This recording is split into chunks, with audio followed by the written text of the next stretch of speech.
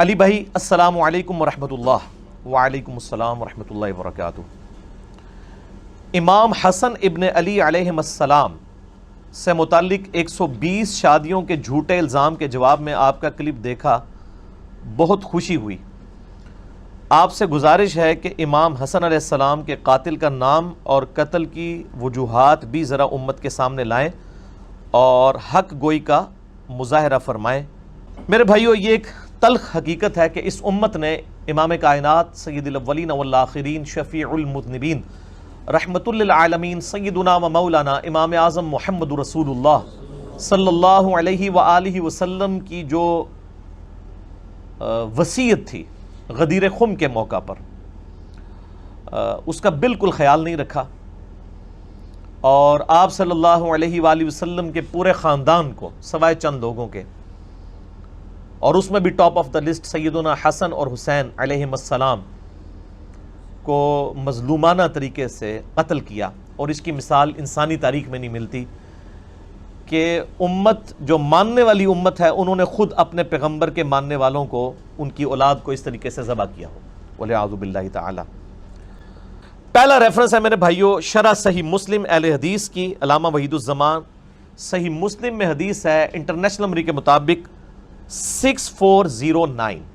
یہ آپ صلی اللہ علیہ وآلہ وسلم کا حسن خلق تھا، یعنی آپ علیہ السلام کا حسن اخلاق تھا اور مصلحت بھی تھی، کیونکہ ابو سفیان کافروں کا سردار تھا، اس کی تالیف قلب بھی ضروری تھی۔ ہر چند ابو سفیان کا اسلام پہلے پہل تو جان کے ڈر سے تھا، مگر بعد میں شاید وہ پختہ ہو گیا ہو، اور جب آدمی اسلام لایا تو اس کے قصور اور کفر کے وقت کے سب گناہ معاف ہو جاتے ہیں۔ آپ صلی اللہ علیہ وآلہ وسلم نے تو وحشی قاتل حمزہ کا بھی اسلام قبول کر لیا تھا، لیکن اس پر بھی ابو سفیان کا خاندان نبوی صلی اللہ علیہ وآلہ وسلم کا ہمیشہ دشمن رہا۔ ابو سفیان عمر بھر حضرت صلی اللہ علیہ وآلہ وسلم سے لڑتا رہا اور صدہا مسلمانوں کو اس نے شہید کیا، اور اس کے بیٹے معاویہ ابن ابی سفیان نے جناب امیر المومنین خلیفہ برحق علی مرتضیٰ شیر خدا رضی اللہ تعالی عنہ کا مقابلہ کیا اور جنگ صفین میں ہزاروں مسلمانوں کا خون کیا، اور پھر اس کے بیٹے یزید نے تو ستم ہی ڈھایا، سیدنا حسن کو زہر دلوایا اور سیدنا حسین کو ایسے ظلم سے شہید کرایا جس کا حال لکھنے سے قلم کانپتا ہے۔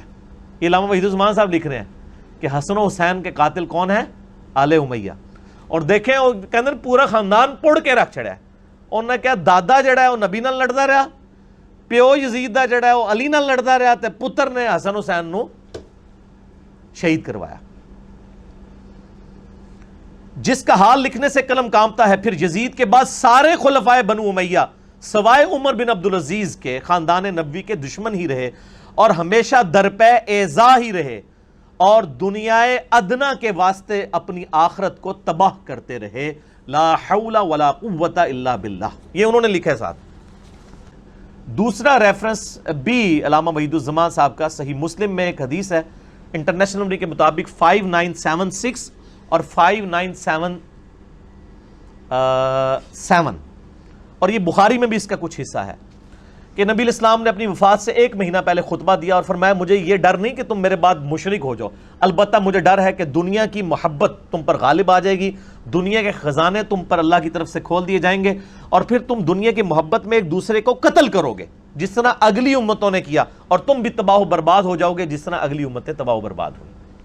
اب یہ بڑی سخت حدیث تھی، اس حدیث پہ کامنٹس کر رہے ہیں علامہ وحید الزمان صحیح مسلم انٹرنیشنل نمبر کے مطابق 5976 اور 5977، اس کے فٹ نوٹ پر لکھتے ہیں ورڈ بائی ورڈ، اور دنیا کے واسطے آخرت کا خیال چھوڑ دو گے۔ مسلمانوں نے حضرت صلی اللہ علیہ وآلہ وسلم کے چند روز بعد ہی یہ ایسے کام شروع کر دیے اور آپس میں پھوٹ کی بنا ڈال دی، یعنی پھوٹ کی بنیاد ڈالی۔ معاویہ حضرت علی سے لڑے اور یزید نے خاندان نبوت کو تباہ کیا۔ اب انہی کے روحانی شاگرد ہیں سید داود راز، جو کمبائنڈ جمعیت اہل حدیث انڈیا پاکستان کے صدر تھے، اور علامہ وحید الزمان صاحب کو اپنا مرشد مانتے ہیں۔ جگہ جگہ وہ صحیح بخاری کی شرح میں ان کے ریفرنسز کوٹ کرتے ہیں۔ انہوں نے صحیح بخاری کی شرح جو 8 جلدوں میں موجود ہے، اس میں بخاری کی شرح میں 4359 نمبر حدیث ہے بخاری کی۔ اس کی شرح کرتے ہوئے کیا لکھتے ہیں؟ حضرت امیر معاویہ رضی اللہ تعالیٰ عنہ نے جب خلافت یزید کا اعلان کیا تو کئی بابصیرت صحابہ نے ان کو صاف کہہ دیا تھا کہ آپ سنت رسول کو چھوڑ کر کسرا اور کیسر کی سنت کو زندہ کر رہے ہیں۔ یہ بخاری میں ہے 4827 نمبر، اور یہ حدیث جو ہے وہ المصنف ابن ابی شیبہ میں انٹرنیشنل نمبرنگ کے مطابق 37,359 ہے، اور جو مکتبہ رحمانیہ نے PDF چھاپا ہوا ہے نا اردو میں، اس میں ہے 38,514۔ وہ انشاءاللہ JPG ہم اس کے اوپر ڈسپلے بھی کر دیں گے، آپ کو وہ حدیث نظر آ جائے گی۔ یہ حدیث المصنف ابن ابی شیبہ میں موجود ہے اور المستدرک للحاکم میں بھی ہے انٹرنیشنل نمبر کے مطابق 4816۔ اب رہا میرے بھائیوں کہ حسن ابن علی کو یہ زہر دیا کس نے تھا؟ اس حوالے سے اہل سنت کی جو مین سٹریم کی تاریخ کی کتابیں ہیں، صحابہ کرام کے احوال کے اوپر کتاب لکھی گئی ہے الاستیاب، امام ابن عبد البر، المتوفی 463 ہجری، بڑی مشہور کتاب ہے۔ شام کے اندر وہ بہت بڑے یعنی اہل سنت کے امام گزرے ہیں، محدث ہیں۔ انہوں نے اس طرح کی روایتیں نقل کی ہیں کہ حضرت معاویہ رضی اللہ تعالیٰ عنہ نے حسن ابن علی کو زہر دیا تھا۔ اسی طریقے سے طبقات ابن سعد، ان سے بھی پہلے امام محمد ابن سعد المتوفی 230 ہجری، جو امام بخاری امام مسلم کے ہم اثر ہیں، طبقات ابن سعد انہوں نے لکھی ہے، اس میں بھی ملتا ہے کہ معاویہ ابن ابی سفیان اور یزید ابن معاویہ کے بارے میں کہ انہوں نے حسن ابن علی کو زہر دے کر قتل کروایا۔ اس کے علاوہ امام بلازری کی کتاب المتوفی 290 ہجری، انصاب الاشراف، جس سے یہ محرم کے دنوں میں جعلی روایت پیش کر رہے ہوتے ہیں کہ حسین علیہ السلام نے کہا میری 3 شرطیں ہیں، یا تو مجھے یزید کے پاس جانے دو، میں اس کے ہاتھ پہ بیعت کر لیتا ہوں، یا مجھے واپس جانے دو، یا کسی مسلمان سرحد پہ جانے دو، کوڑ مارو ہو جڑا کوئی عزم بھی ہوئے کسی نو۔ اسی انصاب الاشراف میں لکھا ہے کہ معاویہ ابن ابی سفیان نے حضرت حسن ابن علی کو قتل کروایا ہے، اور کچھ بھی بہت کچھ لکھا ہوا ہے۔ یزید کے باوجداد کے تابوت دوزخ کے اندر ہے، اور بھی بہت کچھ لکھا ہے۔ اس طریقے سے تاریخ دمشق ہے، امام ابن عساکر، علی ابن حسین ابن عساکر، المتوفی 571 ہجری، تاریخ دمشق ان کی مشہور ہے، اس میں بھی ملتا ہے کہ حضرت معاویہ نے زہر دیا۔ یہ ابو داؤد پڑھی نہیں ہوئی، پڑھی بھی ہوئی ہے۔ انٹرنیشنل نمبر کے مطابق 4131، وہ حدیث میں ورڈ بائی ورڈ کور کروں گا آج، جس سے آپ کو پتا چلے گا کہ قتل حسن کا بینیفیشری کون ہے۔ جس طرح آج کل لوگ کہتے ہیں نا وہ بے نظیر کے قتل کا بینیفیشری کون ہے، ٹھیک ہے، نام لینے کی ضرورت نہیں ہے۔ اس طرح حسن ابن علی کے قتل کا بینیفیشری کون تھا وہ ابو داؤد نے بتا دیا۔ اور دوسرا ٹروتھ ریویل ہوگا کہ مولا علی علیہ السلام کو ممبروں پر آل امیہ کے دور میں جو لعنت کروائی جاتی تھی، سب و شتم ہوتا تھا، وہ کہتے ہیں سب کا مطلب تنقید ہے، تنقید نہیں ہے۔ صحیح مسلم انٹرنیشنل نمبر کے مطابق 6229 نمبر حدیث ہے، لعن اللہ ابا تراب، ابو تراب پر اللہ کی لعنت، نعوذ باللہ من ذالک، لعنت کرواتے تھے وہ۔ یہ بھی آپ کو اس حدیث میں پتہ چلے گا، اور آپ کو پتہ چلے گا کہ آل امیہ بینیفیشری ہے حسن ابن علی کے قتل کی۔ یہ حدیث ہے ابو داؤد میں 4131 انٹرنیشنل نمبر کے مطابق، اور یہ کم از کم 3 اہل سنت کی مین سٹریم کی کتابوں میں ہے۔ سنن ابی داؤد میں ہے 4131۔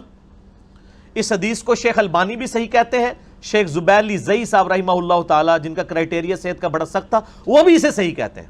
ابو داؤد میں 4131، مسند احمد میں ہے 17228 عربی والے میں، مکتبۃ شاملہ میں، اور جو اردو PDF ہے مکتبہ رحمانیہ کا، اس میں ہے 17321، اور تیسری کتاب ہے المعجم الکبیر طبرانی، اس میں امام حسن علیہ السلام کے چیپٹر میں انٹرنیشنل نمبر کے مطابق 2628 ہے، اور مقدام بن مادی کرب والے چیپٹر میں 636 نمبر ہے۔ 2 دفعہ امام طبرانی اس حدیث کو لے کے ہیں، المتوفی 360 ہجری۔ تو یہ حدیث الحمدللہ سونے کی مہر درست ہے، اور یہ اتنی کرٹیکل حدیث تھی کہ یہ میرے جو 5B ریسرچ پیپر میں صرف یہ واحد حدیث ہے جو میں نے 2 نمبرنگ پہ ریپیٹ کی ہے، ورڈ بائی ورڈ پڑھ کے سناتا ہوں۔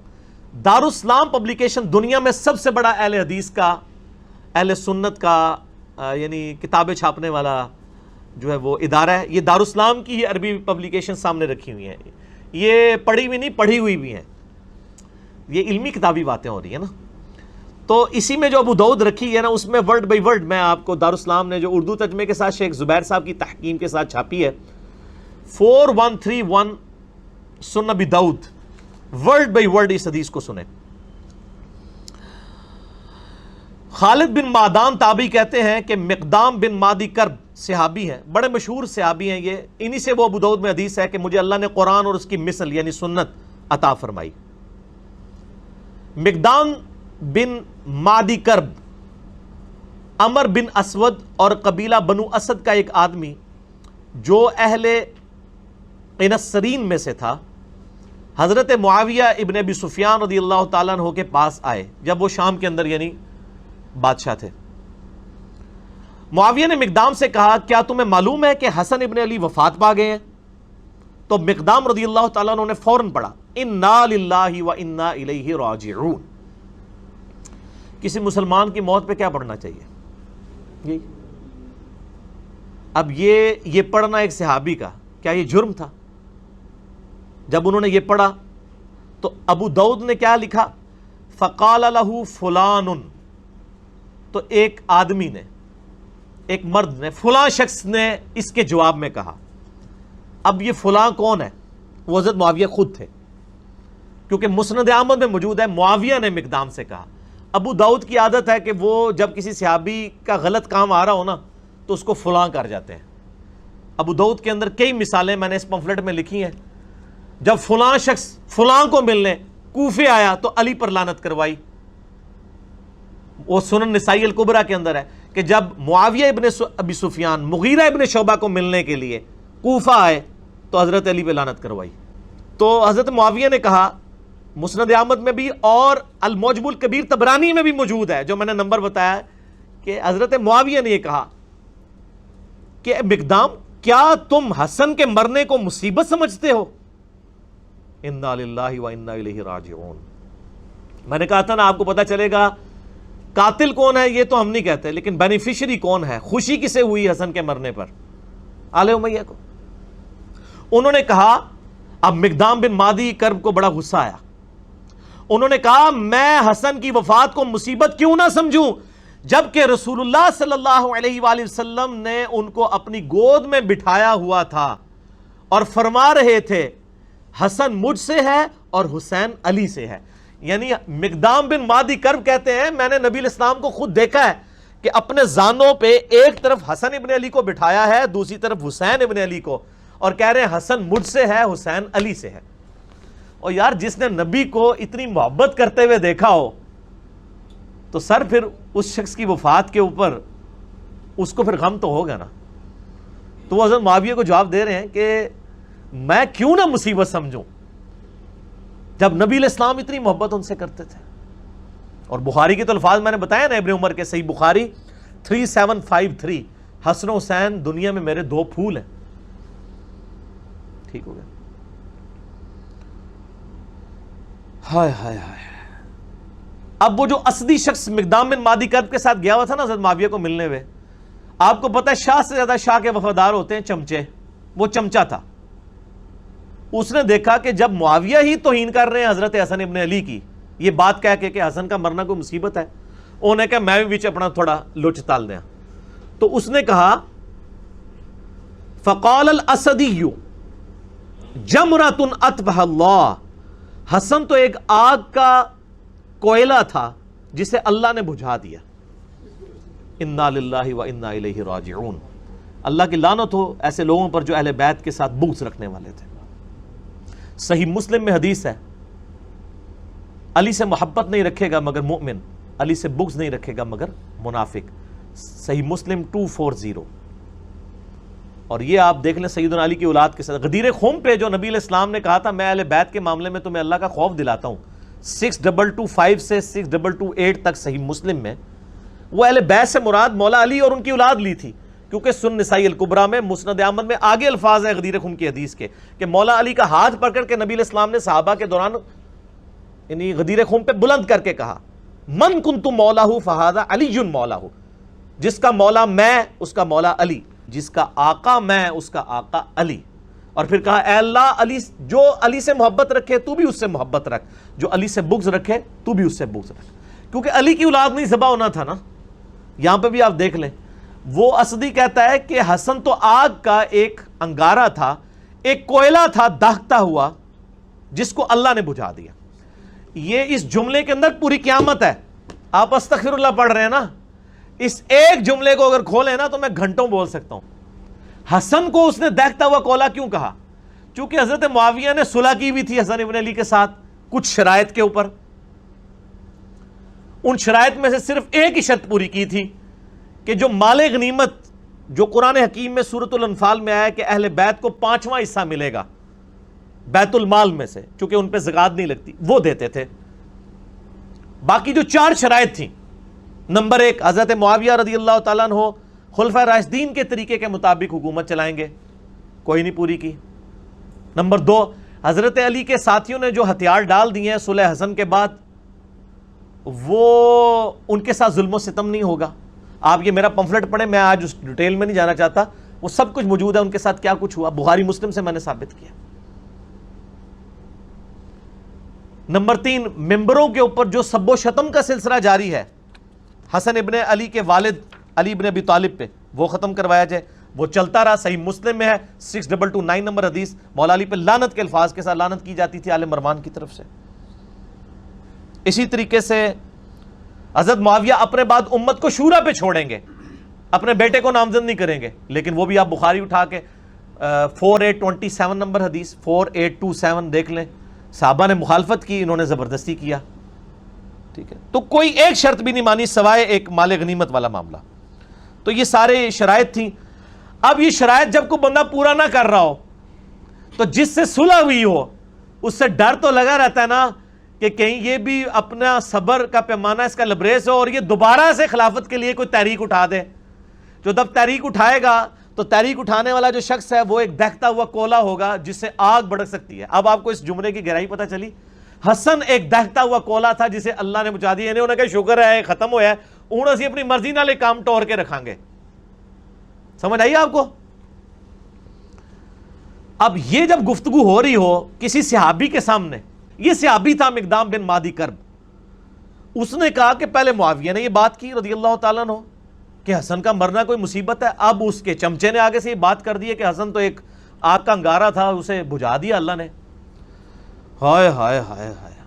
اب مقدام فقال المقدام، مقدام نے کہا اما انا، انہوں نے کہا معاویہ جت تک میرا تعلق ہے نا، فلا ابرح اليوم، آج میں اس وقت تک یہاں سے تیرے دربار سے نہیں اٹھوں گا، حتی اغیظک، یہاں تک کہ میں تجھے غصہ نہ دلاؤں. یعنی تو نے مجھے تکلیف دی ہے نا حضرت حسن ابن علی کے بارے میں کامنٹس کر کے نیگیٹو، میں تجھے ایسی باتیں کروں گا کہ تجھے غصہ دلاؤں. وَأُسْمِعَكَ مَا تَكْرَهُ، اور میں تجھے ایسی باتیں سناؤں گا تجھے بری لگیں گی. جب کسی کی حقیقت اسے کھول کے بیان کی جائے نا تو بڑے سے بڑے صبر کرنے والے شخص کو بھی بری لگتی ہے. پھر کہا اے معاویہ اگر میں سچ کہوں تو میری تصدیق کر دینا، اور اگر میں غلط کہوں تو تردید کر دینا. معاویہ نے کہا ایسا ہی کروں گا. مقدام نے کہا میں تمہیں اللہ کی قسم دے کر کہتا ہوں، کیا تم جانتے ہو کہ رسول اللہ صلی اللہ علیہ وآلہ وسلم نے سونا پہننے سے منع فرمایا ہے؟ حضرت معاویہ نے کہا ہاں ہمیں بھی پتا ہے مرد کے لیے سونا حرام ہے. مقدام نے پھر کہا معاویہ تمہیں اللہ کی قسم دے کر کہتا ہوں، کیا تمہیں خبر ہے کہ رسول اللہ صلی اللہ علیہ وسلم نے مرد کے لیے ریشم پہننے سے روکا ہے؟ انہوں نے کہا ہاں.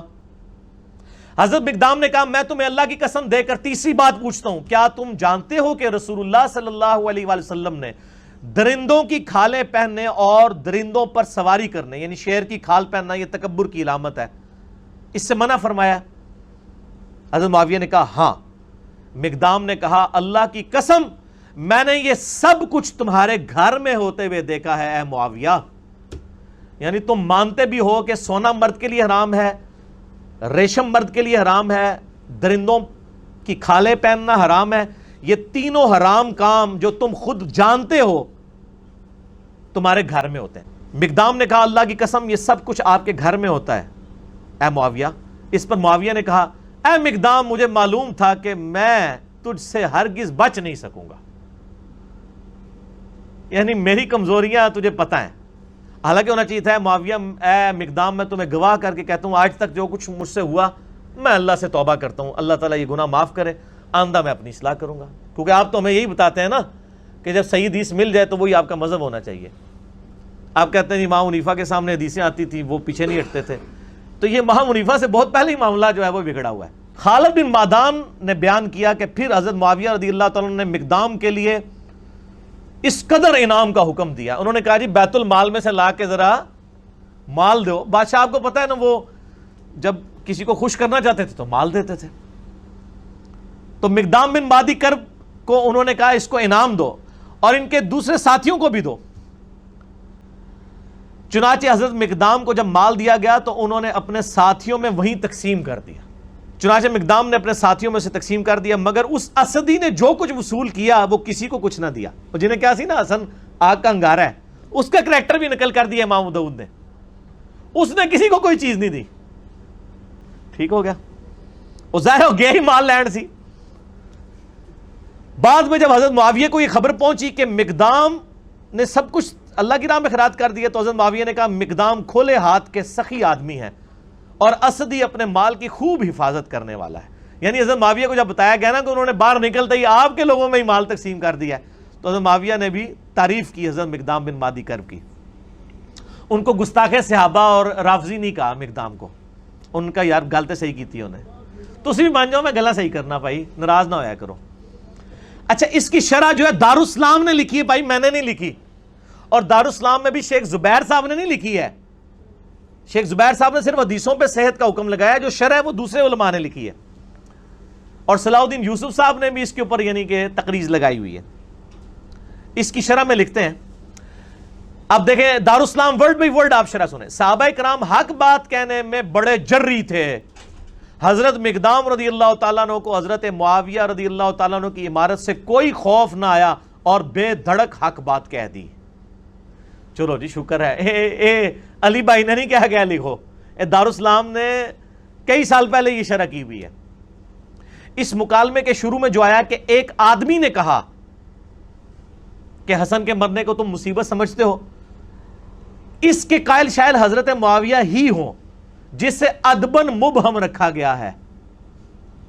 اے دیکھو وہ شرح کرنے والا مان رہا ہے کہ یہ جو ہے نا ایک بندے نے کہا کہ معاویہ کا مرنا کو مصیبت ہے, تو یہ حضرت معاویہ نے اصل میں کہا تھا, امام داؤد نے ادب کے طور پر فلاں لکھ دیا ہے. یہ شاید نہیں سرکار دارالاسلام والے ہو, یہ شاید کٹو, یہ یقیناً ہے, کیونکہ اس کا جو طریق المعجم الکبیر طبرانی میں ہے اور مسند احمد میں ہے, اس میں الفاظ ہیں کہ معاویہ رضی اللہ تعالیٰ عنہ نے کہا کہ حسن کے مرنے کو کیا تم مصیبت سمجھتے ہو. اس کے بعد پھر وہ لکھتے ہیں ان کے خاص رجحانات تھے, یہ تاریخ اسلام کا انتہائی پریشان کن دور تھا جو گزر گیا. وہ کہتے ہیں گزر گیا, مٹی پاؤ چھڑ دو, اب ہم تمام صحابہ کرام کے لیے دعا گو ہیں. وہ کہتے ہیں چھوڑ دو, اب ہم تمام صحابہ کرام کے لیے, تمام صحابہ کرام نہیں یار 3-4 بندوں کا مسئلہ ہے, صحابہ کرام اتنے زیادہ نہیں ہیں, ان کے لیے دعا گو ہوں اور کسی کے متعلق اپنے دل میں کوئی بغض نہ رکھیں اور دعا کریں ربنا اغفر لنا ولاخواننا الذین سبقونا بالایمان. اور ہم بھی یہ دعا کرتے ہیں, میرا تو کلپ ریکارڈڈ ہے سورۃ الحشر کی آیت نمبر 10, ہم دعا کرتے ہیں کاش جن کے لیے ہم دعائیں کر رہے ہیں انہوں نے بھی مولا علی کے لیے دعائیں کی ہوتی, ممبروں پر مولا علی پہ لعنت نہ کروائی ہوتی. اس کا مطلب ہے اللہ کے فضل سے ہمیں تو توفیق ہے, ان کو یہ توفیق نہ مل سکی.